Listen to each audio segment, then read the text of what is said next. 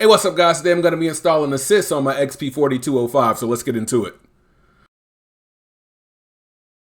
So about a year ago I purchased this XP-4205 and it's still working great and going strong, but my wife has picked up a lot more business in that year and we're constantly refilling the cartridges.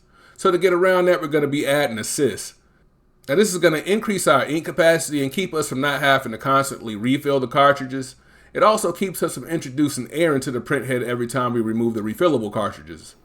Now, if you're watching this video as a guide, you'll need Chipless Firmware installed on your printer. Now, of course, this printer has Chipless Firmware installed from inkchipnet. If you haven't already, you need to go there and get Chipless Firmware for this model. And while you're there, type in the coupon code GORILLA for an extra 10% off at checkout.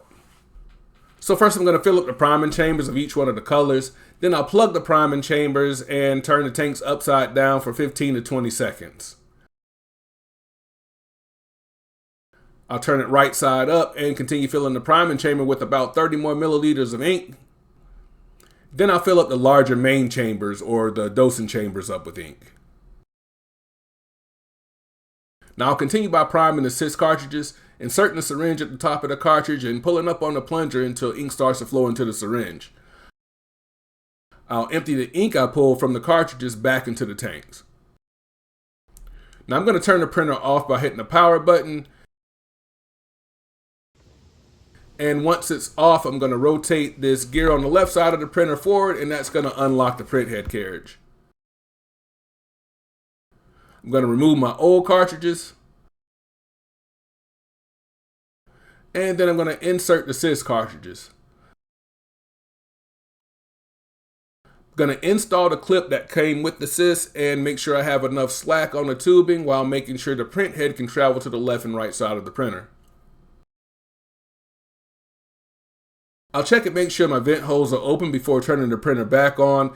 If the vent holes aren't open on the Ciss, the ink won't flow into the print head and you can damage your printer. Then I'll power it up and make sure that there's no errors. Once I'm powered back up, I'll do a head clean and a nozzle check. Now I just do this until I get a good nozzle check. Usually takes about 3 or 4 cleanings, so to be on the safe side, I make sure to have a couple of maintenance boxes around just in case. Once I got that good nozzle check, I'll pump out a few test prints just to make sure everything is good to go. And that's it. Now I don't have to worry about filling up the cartridges every other day, and my wife can print as much as she wants uninterrupted. Thanks for checking out the video, and I'll try to get another XP-4205 video up where I install the Ciss on the inside of the printer. That way I can close the lid and keep some of this dust out of the printer. Again, thanks for checking out the video, guys, and until next time, good luck and good night.